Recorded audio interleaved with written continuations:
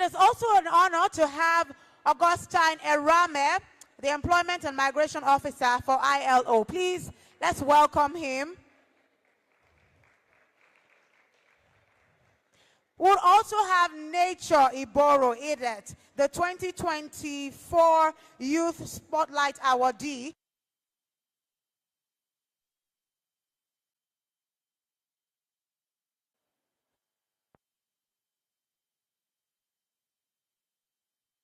Questions, pen it down on a piece of paper and just lift it up. The ushers will reach out to you and collect your questions for answers much later. Thank you.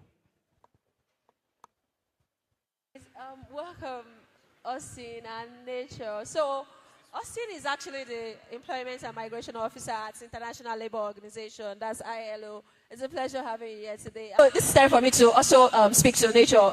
You work with local communities, right? And most times people tend to say, oh, these opportunities are common in skills, upskilling activities or workshops and things like that. They are common in the urban areas and all. What about people in the rural areas? How are we actually reaching them? So do you mind speaking to us about some of the challenges you're actually having in working with people in the rural areas in regards to giving them digital skills and green skills, just so that others can also learn from it, and also tell us some of the things you're doing in order to provide solutions to them.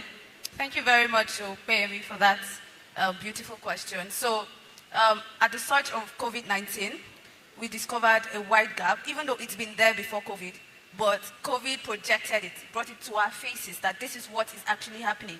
So I Teach Innovations Lab came on board. So what is I Teach Innovations Lab?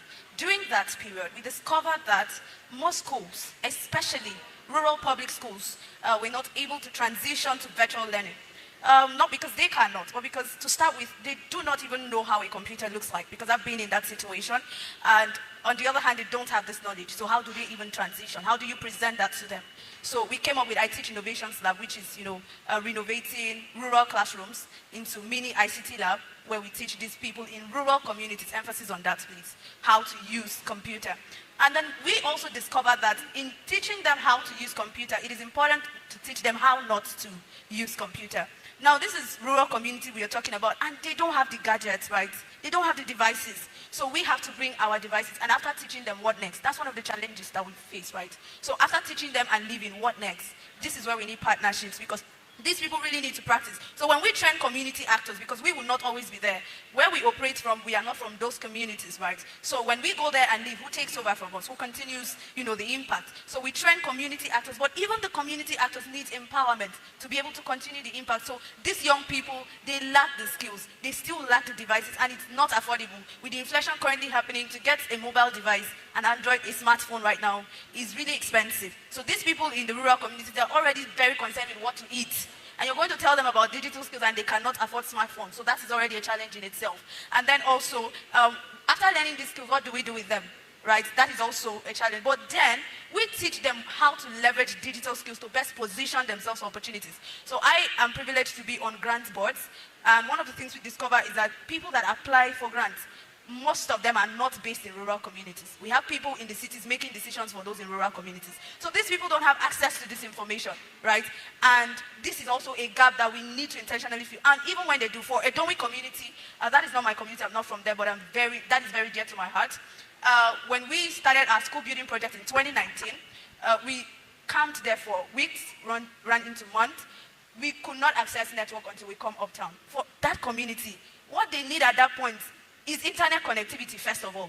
Because when you teach them how to use the internet, how do they connect to internet, right? So these are the challenges that we face, and this is the work that we are doing. So we're also looking at how we can leverage other organizations, because we alone can't do the entire work. While we focus on teaching how to and how not to, we also have to partner organizations that are providing internet connectivity, even for rural communities. And these are where we need partnerships, and this is where we can build upon to, of course, enhance the impact. Thank you very much. Thank you for that, Nature. Thank you. So build on what you've said, being the voice of young people and other social entrepreneurs in the rural community, what would you say that you actually, you want to tell, other private sectors, public sectors, and even international organizations, okay, this is the work we are doing, these are the challenges we are facing, this is we airing our voice that we need help in this regard. What is that kind of message you have for that? Thank you very much once more. So it's like you read my pain point, because when I speak, I don't speak for myself. Yes. I speak for the generality of African youth. I want to say to international organizations and, of course, our government, remove the age barriers. Nigerian youth are already facing a lot of setbacks. And when you're bringing grants to us, you're limiting us from 18 to 24 years. And you're using that as a yardstick to define who a youth is. Whereas there are people from 27 years, 25 years that are doing things at the local level. Especially those in rural communities, they don't have these opportunities on time.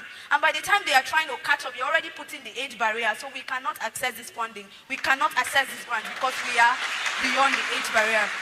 Thank you very much. Another thing I'd like to say, I wish that one of the persons who gave us a goodwill message, I think it was the representative of the Ministry of Youth, was here to hear this, please. As young people, we are not bringing the seats to the table, because when we come to the table, we'll sit at the back. The table is already filled. So we are making our own table, and that is what Marvelous is doing. That is what Toby is doing. We are making the table, and we are calling you, come and join us at this table, right? Come and join us at this table, because this is where we enhance the impact. By coming to join us, right, we're not telling you bring your seats. Come and hear us out. Now, I was already sharing with someone by my side. This is a youth event. I don't see any reason why we cannot have the representative of the ministry or the minister himself being here with us from the beginning to the end. You're calling us to have a conversation with the president, but this is where the conversation is happening and the president is not here. This is where the conversation is happening and they are all out. Their seats are empty. Who are we talking to? Who is listening to us? So we are telling you, when you call us to a conversation, we don't want to come to that table because it's already filled. We'll sit at the back. Come here. This is where we are making our tables. Come and hear us out. Come and listen to us. And then, I like to always say, Nigeria is too good on paper. I was shocked to hear that we have the Nigerian Youth Academy. I was also shocked to hear that we have 30% quota opportunities for youth across MDS. By the special grace of God, I've been privileged to work with over 1,000 MDS, ministries and parastatals in Nigeria. And I can tell you that this is paperwork. This is paperwork. We are calling for action.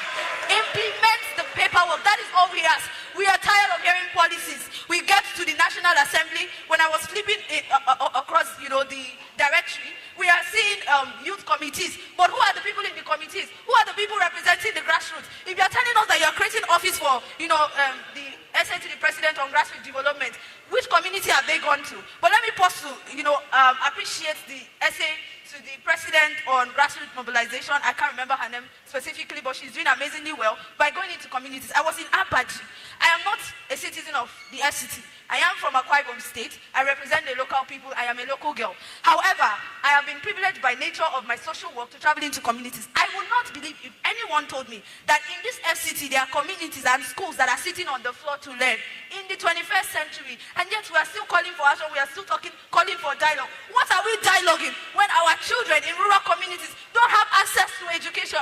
What are we dialoguing when they don't have school uniforms? I speak from pain points, and I just wish that they are listening to us. Enough of the talk. Let us start to walk the talk. Mr. President, let us walk the talk. Mr. Minister, let us walk the talk. All international organizations. Again, I want to emphasize, please and please remove the age barriers and support our work. Support Marvelous. Support Toby. Support nature. Thank you very much. All right. So as we wrap up, thank you for airing the voices of the youth. As we wrap up, I will just hand over. Let's have a group photograph, please. Photograph. Well, let's do that in less than a minute. Thank you very much. You can tell that was fire. Thank you very much. Indeed, fireside chat. Thank you so much for that.